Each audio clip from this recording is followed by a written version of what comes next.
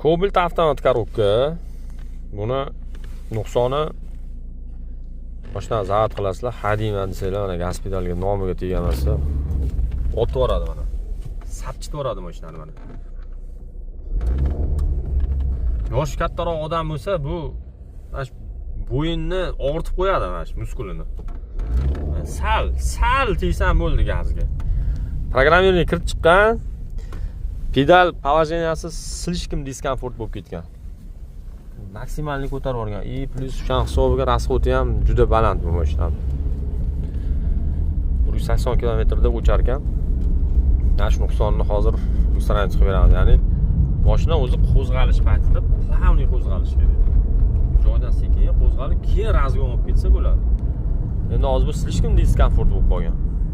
Sal tiyishinglar bilan sapchib ketib qoladi. Agar sizlarning mashinangizda shunaqa nuqson bo'lsa, bizga murojaat qilaverasizlar.